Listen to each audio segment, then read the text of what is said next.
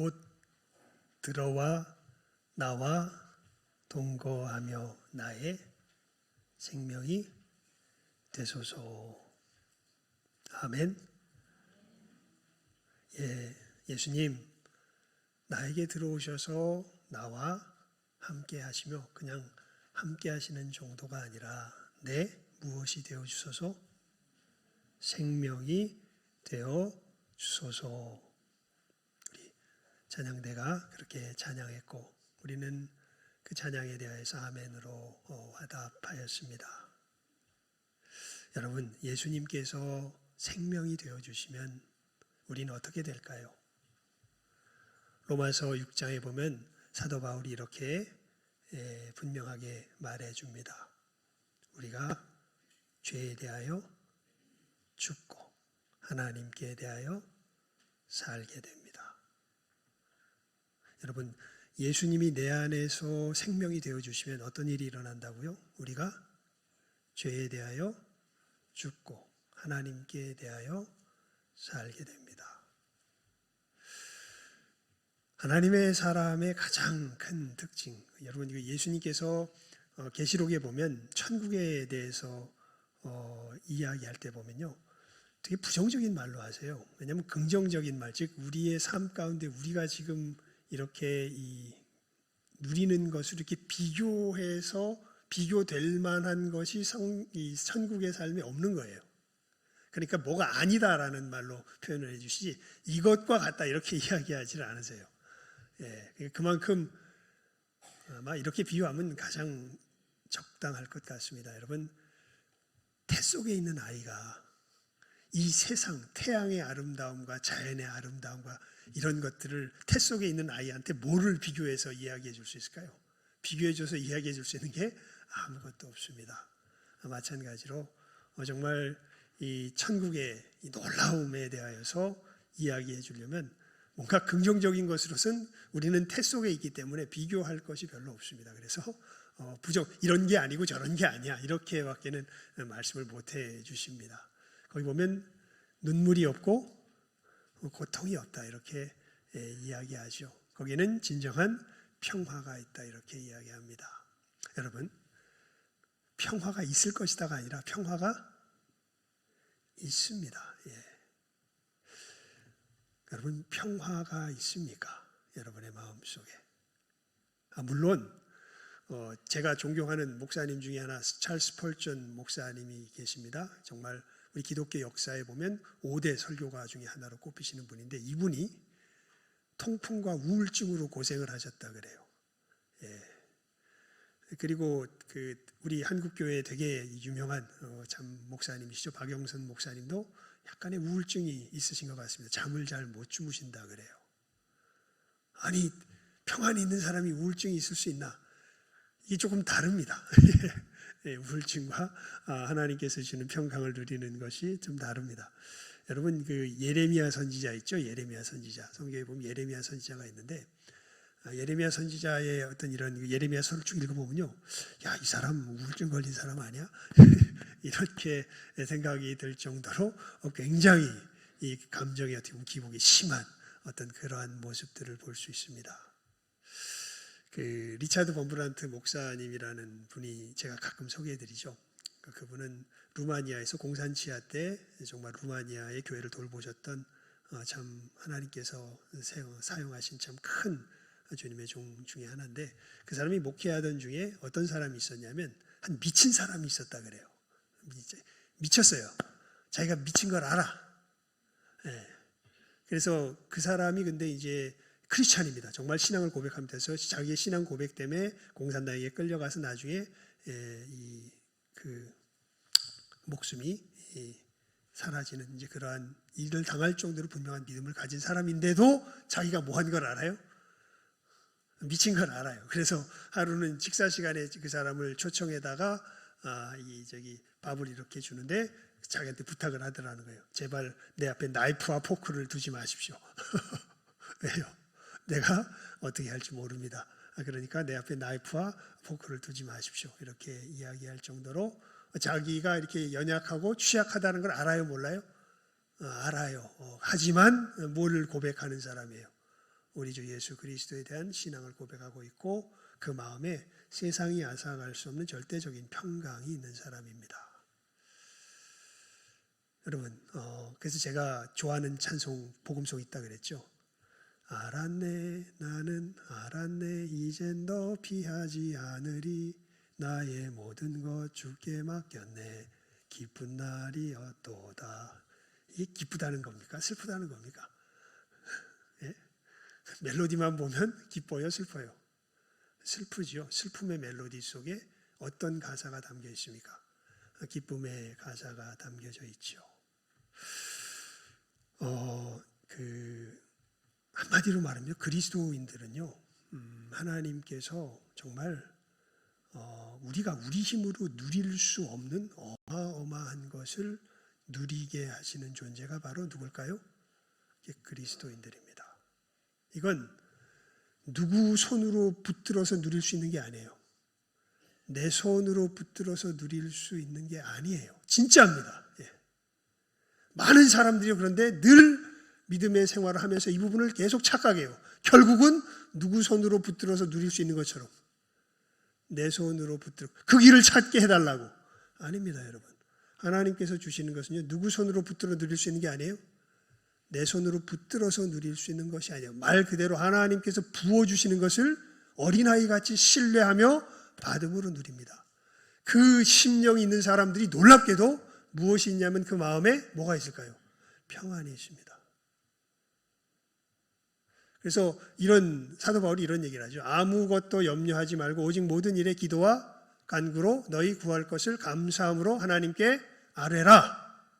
기도해라. 쉽게 말하면 너희들 염려하지 말고 기도해라. 기도하면 어떤 일이 벌어질까요? 그리하면 모든 지각에 뛰어난, 이게 무슨 뜻이냐면 너희의 이해를 초월한 그런 뜻입니다. 너희가 이해할 수 있어요, 없어요? 이해할 수 없어요. 예. 너희의 이해를 초월한 하나님의 평강이 그리스도 예수 안에서 너희 마음과 생각을 지키시리라. 예. 이런 역사가 일어나게 되죠. 여러분, 우리 지난주에도 살폈지만 우리들이 살아가는 삶의 현실적인 걸음은요, 움키는 내 손을 펴고 부으시는 하나님을 향하여 손을 벌리는 그 과정의 반복입니다. 왜냐하면 어느 틈엔가 우리가 살아보면 뭐하고 있어요? 움키고 있어요.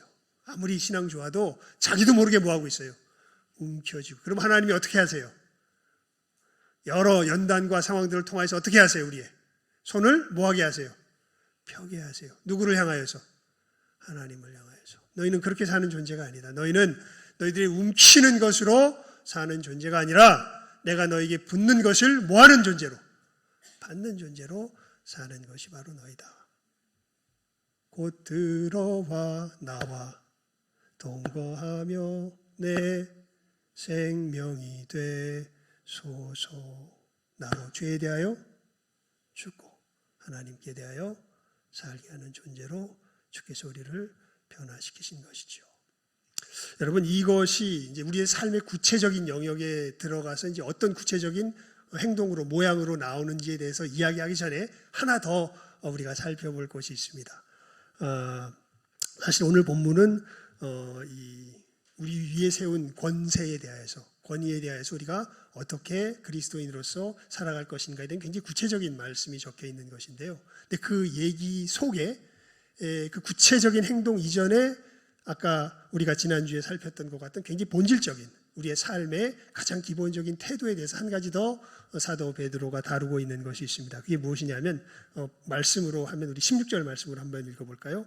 16절 말씀입니다. 시작하면 읽습니다. 시작. 자유하나 그 자유로 악을 가리우는데 쓰지 말고 오직 하나님의 종과 같이 하라. 예. 사실 일단 이것만 우리 결론적인 부분인데요. 먼저 우리 한번 읽어보죠. 우리 13절을 한번 읽어봅니다. 시작.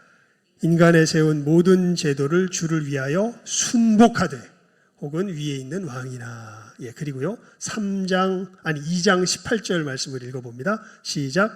사환들아 범사의 두려워함으로 주인들에게 순복하되 선하고 관용하는 자들에게만 아니라 또한 까다로운 자들에게도 그리하라. 3장 1절입니다. 시작.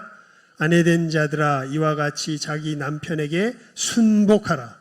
이는 혹 도를 순종치 않는 자라도 말로 말미암지 않고 그 아내의 행위로 말미암아 구원을 얻게 하려 함이니. 여러분, 구체적인 삶의 모양에 있어서 다른 것은 우리가 자세히는 오늘은 살펴보지는 않을 것이지만 한 가지 말이 계속 반복되고 있습니다. 뭡니까? 순복해라. 에이, 뭐야 이거? 예. 제도에 어떻게 해라? 순복해라. 주인에게, 그것도 좋은 주인 아닌데 까다로운 주인인데 뭐 해라? 순복해라. 남편에게 뭐 해라? 무슨 말이 되는 소리 지금 시대에? 예, 순복해라.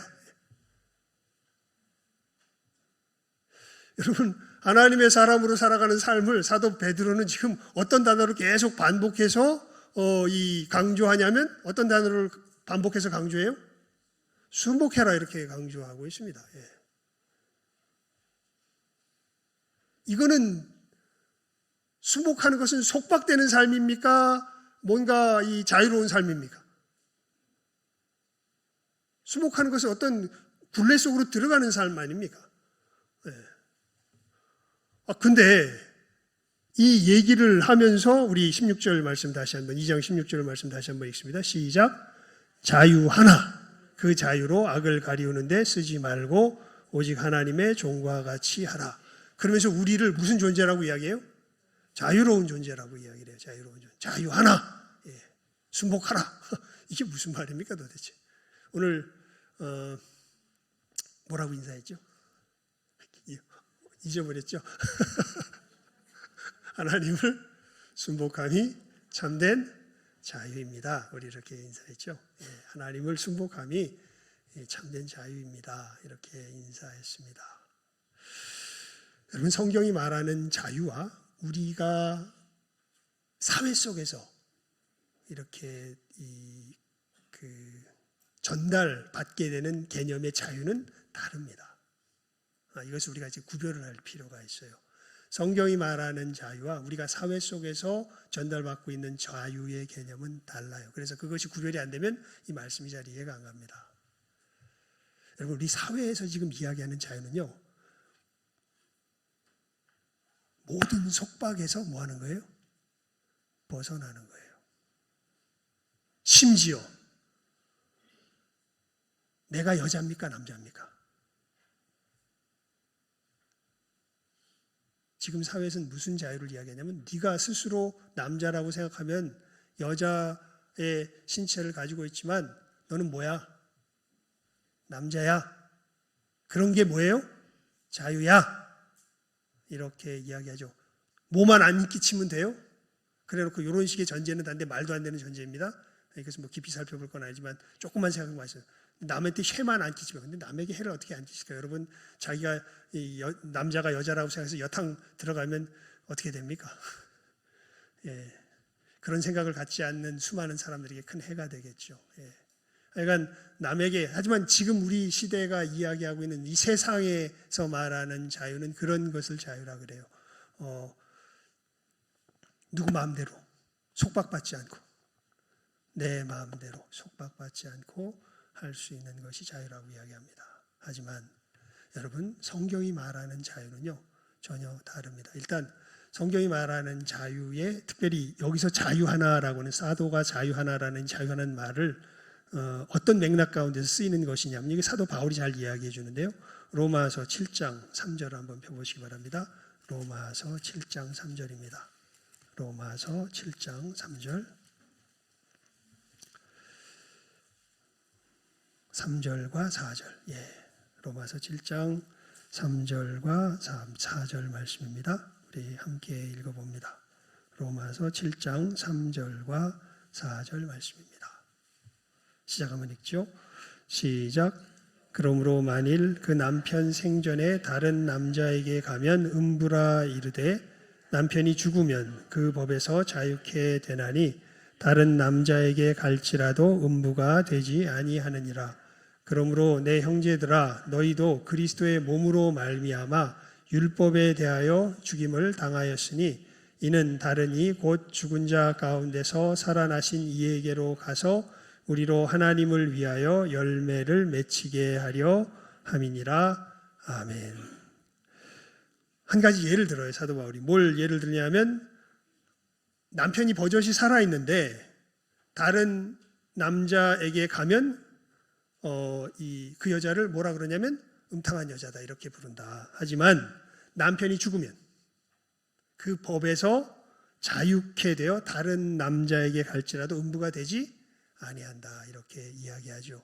이것은 하나의 비유인데 여러분 우리가 어떻게 하나님께 열매 맺을 수 있을까요? 이론적으로 두 길이 있습니다. 한 길은 우리가 스스로 열심을 내어서, 그런데 그것은 실질적으로 불가능한 길입니다. 우리는 우리의 힘을 내어서 하나님을 향하여 열매를 맺힐 수가 있을까요? 없을까요? 없어요. 그래서 하나님께서 다른 길을 주셨습니다. 그는 우리가 애써서 노력하는 길이 아니라 하나님께서 다 만들어서 우리에게 선물로 주시는 길이에요. 그 길이 누굴까요? 예수 그리스도입니다. 우리가 애써서 노력해서 하나님께 열매를 맺히는 길은 율법을 우리 스스로 힘으로 지키는 길이에요. 근데 그 길은 사실은 실질적으로 뭐한 길이다? 불가능한 길이다. 우리에게 실질적으로 가능한 길은 누구에게 가서? 우리 오늘 하나님 성령께서 역사하시는 거예요. 우리 첫 찬양 내가 잘 찬양했잖아요. 곧 들어와 나와 동거하며 내 생명이 되소서. 우리가 누구에게 가서? 예수님에게 가서 예수님을 맞이할 때 우리가 누구를 향하여 열매를 맺을 수 있게 돼요? 하나님을 향하여 열매를 맺을 수 있게 됩니다. 여러분 이런 의미에서 우리는 이제 무엇에 자유한 사람들이 되었냐면 율법에 자유한 사람. 그러니까 율법에 자유하다는 게 뭐냐면 내가 노력하는 것으로 하나님 앞에 열매 맺는 그 길에 뭐 하게 되었다? 자유하게 되었다. 자, 그런데 무엇은 맺는 것이 목적이에요? 열매는 맺는 것이 목적인데 어떻게 맺는 게 아니에요. 우리의 힘으로 맺는 게 아니에요. 누구로 말미암아 맺는 거예요? 예수 그리스도로 말미암아 맺는 거예요. 그래서 예수님이 그러시잖아요. 요한복음 15장에 보면 나는 포도나무요 너희는 가지니 너희가 내 안에 내가 너희 안에 있으면 이 사람은 뭐를 많이 맺는다? 열매를 많이 맺는다. 과실을 많이 맺는다. 너희가 나를 떠나서는 아무것도 할 수 있다 없다? 없다. 이렇게 말씀하시잖아요. 그러니까 여러분 열매를 맺는다는 건 뭘 뜻하는 걸까요?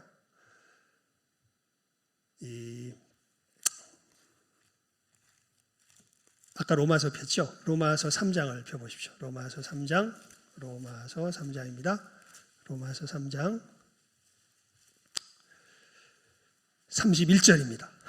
함께 읽어봅니다. 로마서 3장 31절 말씀. 우리 시작하면 읽습니다. 시작. 그런즉 우리가 믿음으로 말미암아 율법을 폐하느뇨? 그럴 수 없느니라. 도리어 율법을 굳게 세우느니라. 그러니까 여러분 예수님을 믿게 되면 이제 뭐를 통하여서 구원 얻는 것에서 자유로워진 거예요. 내 분투와 노력과 애씀으로 내가 내 의를 이루어서 구원 얻는 그 일에 대해서는 뭐해진 거예요? 자유로워진 거예요. 여러분 우리가 정말 여러분 예수님께서 나를 위하여 십자가에 죽으심으로 나와 하나님과의 관계가 회복되었다는 것이 여러분의 마음속에 감격으로 와 닿으십니까? 여러분 하나님과 화목하십니까? 하나님이 나의 아버지가 되셨고 정말 하나님께서 내게 선을 베푸시는 좋으신 분이라는 것이 믿어지며 아니 그 정도가 아니라요. 여러분의 삶 속에서 지금 모든 것을 합력하여 선을 이루시는 분이시라는 것을 실제로 믿고 신뢰하십니까?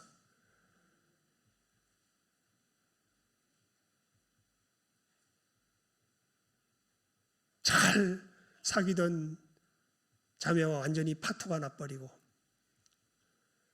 나름 물리학은 좋아했는데 성적은 안 나고 참 신기하게 교수님들은 너 물리하면 잘할 것 같다 그러고 성적은 안 나오고 뭐 해서 되는 건 아무것도 없고 에이 모르겠다 도망이나 가야 되겠다 해서 군대 자원 입대서를 내고 하나님 앞에 서서 도대체 하나님 뭐 합력하여 선을 이루신다고 좋은 것을 주신다 그러는데 내 삶 속에 좋은 게 도대체 뭐가 있습니까? 하나님 앞에 질문이나 하게 하는 하나님 앞에 원망하고 서 있었던 청년이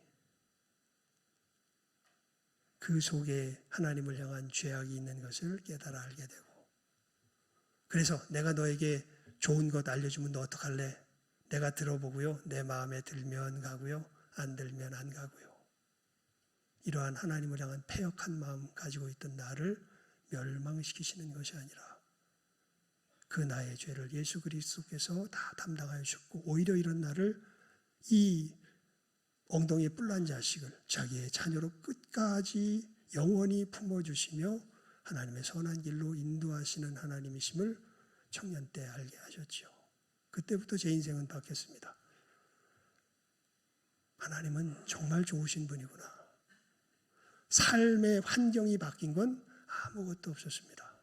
여전히 군대 가야 되고 학교 성적은 안 나오고 뭐 처음 사귀었던 자매는 다 깨져버리고 그래서 뭘 해야 될지 몰라서 군대에 도망가듯이 자원 입도해서 낸 것이 그때의 저였습니다. 하지만 한 가지는 분명히 알았죠. 그때 예수님을 제대로 만나면서 뭘 알았냐면 하나님은 이런 나에게 뭘 베푸신다? 선을 베푸신다. 그리고 지금 내게 벌어지는 일은 좋은 일이다 나쁜 일이다? 좋은 일이다. 하나님을 알게 하시니까 그때 정말 죽어도 여한이 없더라고요. 정말 죽어도 여한이 없다는 걸 정말 죽을 위기에 처해 보면서 알았어요. 실제로 경험해 봤습니다. 뭐 내가 잘나서 한 게 아니라 정말 죽을 상황이 딱 닥쳤는데 여한이 없더라고요. 그냥 죄송한 것 뿐이에요. 감사하고 내가 이러한 상태에서 천국 간다는 게 너무 감사하고 하지만 하나님을 향해서 아무것도 해드린 것이 없는 것이 너무 죄송하고 그냥 감사하고 죄송하게 죽는 줄 알았습니다. 그런데 죽지 않고 지금까지 살아서 부족하나마 나를 구원하신 하나님을 증거하라고 이 자리에 세우신 것이지요. 여러분 이렇게 이 하나님과 나와의 관계가 회복되는 것이요 누구의 노력으로 말미암는 것이 아니라 분투로 말미암는 것이 아니라 내 분투로 말미암는 것이 아니라 누구의 은혜 속에서 누구의 선물 속에서 예수 그리스도 안에 마련하여 두신 하나님의 선물 속에서 무엇이 회복된 거예요? 하나님과 나와의 관계가 회복된 거예요. 그런 의미에서 우리는 율법에 뭐예요? 자유예요. 더 이상 내 노력으로 하나님과 관계가 회복되려고 애쓸 필요 있어요? 없어요? 없어요. 하지만 예수 안에서 새 생명을 얻게 되면 이제부터는 율법을 어떻게 하게 됩니까? 진짜 사랑하는 마음으로 뭐 할 수 있게 돼요? 지키며 나아가게 돼요. 그게 아까 우리가 읽었던 로마서 3장 마지막 절의 말씀입니다. 그러므로 우리가 믿음으로 말미암다고 율법을 폐하느냐? 아니라 도리어 어떻게 하게 한다? 완전하게 하려 함이라. 진정한 율법을 지키며 살아가는 자로 우리들을 새롭게 빚으신 것이 누구의 역사예요? 예수 그리스도의 역사죠. 여러분, 물고기가 진정한 자유를 누리는 곳은 땅바닥 위가 아니라 어디입니까? 물속입니다. 땅바닥 위에서는 물고기가 아무리 나는 물속에서 사는 게 너무 싫어. 나는 자유를 외칠 거야. 나는 물 밖에서 살 거야. 물 밖에 가면 어떻게 돼요? 그건 자유가 아니라 뭐예요? 파멸입니다. 죽음입니다. 왜냐하면 자기는 어떤 존재로 지어졌어요? 물 안에서 사는 존재로 지어졌어요. 그래서 어디에 있을 때 진정한 자유를 누리게 돼요? 물 안에 있을 때 진정한 자유를 누리게 돼요. 여러분, 우리는 어떠한 존재로 지어졌습니까? 하나님의 형상을 따라 지어졌습니다. 즉 하나님의 성품 안에 거할 때에 우리는 뭘 누리게 돼요? 진정한 자유를 누리게 돼요. 그런데 누구의 유혹으로 말미암아? 마귀의 유혹으로 말미암아 누구의 이 통치에서 벗어나서 하나님의 통치에서 벗어나서 누구 나라를 세우려고? 자기 나라를 세우려고. 물 안에 있던 물고기가 어디로 튀어나가서 물 밖으로 튀어나가서 거기서 사는 것이 자유라고 외치며 살아가는 것이 이 세상 하나님을 떠난 거역하는 존재들, 아니 우리들의 모습이 되는 것이죠. 토요일마다 가정 예배를 드립니다.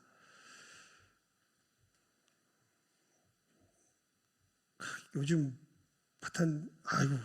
노예 일이 너무 소모적인 일이 많아서 가지고요. 그거 한다고 정신이 많이 없었어 가지고 가정 예배를 드리면서 어머니가 어저께 아팠다는 걸 처음 알았습니다. 옆구리가 아팠다서 이것도 큰일 난 거 아니야. 그때 척추 쪽이 문제됐던 거기가 아닌가 싶었는데 듣고 보니까 그건 아니었던 것을 알게 됐는데 그러면서 아버지가 이게 기침하는 게 조금 심상치 않아 보이긴 하더라고요. 보니까 이게 얼마나 더 가실까 이제 그런 생각이 절로 듭니다. 솔직히. 여러분, 근데 그 모습을 보면서 우리가 그래 당연히 가는 게 마땅하지라는 생각이 듭니까? 몸이 아픈 것, 내가 힘든 것이 당연하다는 생각이 듭니까? 맞아, 이것은 자연의 순리야라는 생각이 듭니까? 아니면 이러면 안 되는데, 이 몸이 아프면 안 되는데 이런 생각이 듭니까? 몸이 아프면 안 되는데라는 생각이 들죠. 여러분, 우리가 죽는 것이 당연하다는 생각이 듭니까? 죽지 않는 것이 당연하다는 생각이 듭니까? 사실 죽지 않는 것이 당연하다는 생각이 들죠. 우리는 사실은 하나님과 함께 어떤 존재로 지음받았어요? 영원히 함께 살 존재로 지음받았습니다. 그런데 우리의 삶에 무엇이 다가와요? 이 사망과 파멸이 다가오죠. 왜 그렇습니까? 물 안에 살아야 할 물고기가 어디에 나와 있기 때문에, 물 밖에 튀어나와 있기 때문에, 자기 존재의 본성에 맞지 않기 때문에, 즉 하나님을 순복하며 살아가는 그 삶이야말로 우리들의 진정한 본성이요 물속인데, 거기에 튀어나와서 자기의 뜻대로 살아가겠다고 악다구니를 쓰며 살기 때문에 우리는 점점 어떻게 되어져 가고 있는 거예요? 물 밖에 있는 물고기가 그 생명을 잃어간 같이 살고 싶어도 살 수 없는 존재가 되어져 있는 것이죠. 예수님께서 이루신 역사는 다른 것 아닙니다. 정말 즐거운 마음으로 누구를 순복할 수 있는, 하나님을 순복할 수 있는 존재로 우리를 새롭게 지으신 것이죠. 예수님께 나아가는 사람들은요, 그래서 제가 그런 표현을 몇 번 했죠, 요 근래에. 여러분, 예수님께 나아가는 사람은요, 사실은 이 소원을 가지고 나가는 거예요. 나를 먼저 뭐 해주세요? 죽여주세요. 그리고 다시 살려주세요. 이 소원을 가지고 나가는 사람들이 누구에게 나가는 사람들이에요? 예수님께 나가는 사람들이에요. 어떤 나를 죽여주세요? 나를 주장하는, 하나님 앞에 순복하기를 싫어하는 나를 뭐 해주세요? 죽여주세요. 그리고 진실로 주님처럼, 예수님처럼 하나님을 참되게 기쁨으로 순복하는 새로운 자로 나를 빚어주세요. 예수님, 곧 들어와 나와 동거하며 내 무엇이 되어주세요? 생명이 되어주세요 라는 마음으로 주님 앞에 나아가는 것이고, 우리가 이 시간 예배 시간에 나온 것도 그 은혜를 구하기 위하여 나온 것입니다. 여러분, 하나님 앞에 순복함이 진정한 뭐예요? 자유입니다. 그저 성경에 시간이 많이 갔으니까 성경에 한 예만 들고 말씀을 맺겠습니다. 성경에 보면요, 참 이상한 한 장면이 나와요. 어떤 장면이냐면, 다윗이 이 사울에게 막 쫓기죠. 그러니까 주변에 도와주는 사람 아무도 없고, 또 억울한 사람도 다 나한테 몰려오고,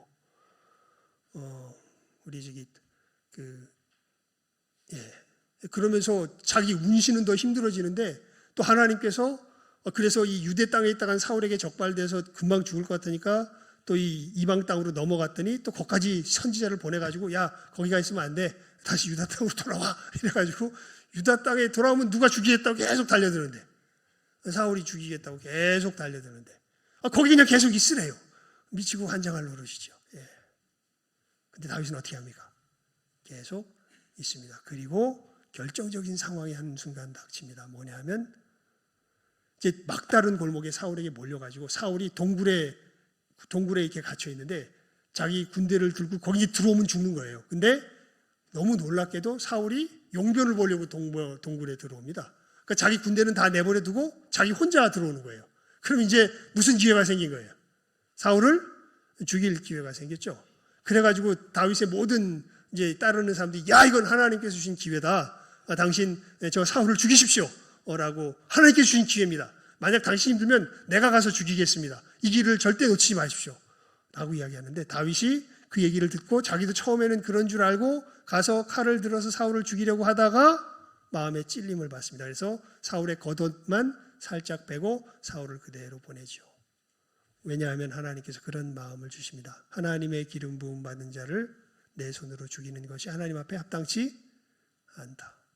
미친 거 아닙니까? 그리고 나서 또 다시 거기서 사울을 보내고 나서 사울이 거기서 마음 바꿔가지고 자기 죽이겠다면 어떻게 할 수 없는, 여러분 거기가 정말 성경에 보면 놀라운 부분들입니다. 그렇게 다윗은 자기의 생명을 철저하게 누구에게 맡겨요? 하나님께 맡깁니다. 그리고 그렇게 살아가는 것이 누구의 길이다? 하나님의 백성의 길이요. 하나님의 백성을 바르게 인도할 지도자의 길이라는 걸 하나님께서 이렇게 처절하게 이 다윗의 삶 속에서 훈련시키시는 것을 볼 수 있습니다. 여러분, 그때 다윗이 사울을 살렸을 때 마음이 불안했을까요? 평안했을까요? 이 세상 그 무엇도 줄 수 없는 평강 가운데 거했을 겁니다. 왜냐하면 그 순간 내 삶이 완전히 누구 손에 쥐어진 거예요? 하나님의 손에 쥐어진 거예요. 너무나 확실하게. 그것보다 더 안전한 곳이 어디에 있겠습니까? 여러분, 우리가 우리의 삶을, 생명을 누리는 것은요. 그래서 우리 지난 시간에 살핀 게 그거잖아요. 우리는 무슨 손으로 살아가는 게 아니라 움키는 내 손으로 살아가는 자들이 아니라 부으시는 하나님의 손을 모해서 의지해서 살아가는 사람들인 거죠. 어떻게 부으시는 하나님의 손을 의지합니까? 하나님께서 말씀하신 것을 기쁨으로 뭐할 때? 순복하며 나아갈 때. 그러니까 하나님께 맡긴다는 건요, 굉장한 능동적인 행동이에요. 하나님께서 말씀하신 것을 적극적으로 뭐하는 사람들이에요? 오늘 설교 제목대로 순복하는 사람들이에요. 그 순복 속에 무엇이 임할까요? 우리들에게 자유가 임합니다. 참 놀라운 얘기입니다. 그래서 하나님께 순복함이 뭐예요? 참된 자유예요. 오늘 설교 제목이 뭡니까? 순복함으로 누리는 자유입니다. 여러분이 분명한 생명의 원리를, 삶의 원리를 오늘 이 아침 이 복된 예배의 시간 우리의 마음에 새기실 수 있기를, 이 순복함 가운데 누리는 놀라운 자유를 풍성하게 누리며 나아가는 모든 복된 영혼들 다 될 수 있기를 주님의 이름으로 축원을 드립니다. 기도하겠습니다. 하나님 아버지 감사합니다. 우리 귀한 영혼들 역설적인 이 진리를 아멘으로 화답하며 우리 주 예수 그리스도의 은혜를 다시 한번 우리의 마음에 새기며 주님께서 십자가에서 이루신 것이 나로 이제 즐거이 기쁨으로 하나님께 순복할 수 있는 존재로 변화시켰다는 사실을 깨달아 알게 하시니 감사를 드리옵나이다. 이 세상 사람들이 이야기하는 자유와 정반대의 모습입니다. 그저 네 멋대로 네 마음대로 네 마음 내키는 대로 하는 것이 자유라고 하는 이 세상의 헛된 메시지와 반하여 하나님께서 우리에게 정하여 주신 이 복된 삶의 길을 쫓아가는 것이야말로 진정한 자유를 누리는 길이 되는 것임을 오늘 말씀이 우리들에게 분명하고 확실하게 교훈하여 주십니다. 이 말씀 마음에 잘 새기게 하시고 흔들리지 않게 하시며 순복함 가운데 하나님 주시는 놀라운 자유함을 풍성히 누리는 이 시간 함께하는 모든 귀한 영혼들 다 되게 하여 주시기를 간절히 바라옵고 소원하옵고 축복하오며 모든 것 예수님 이름으로 기도드리옵나이다. 아멘.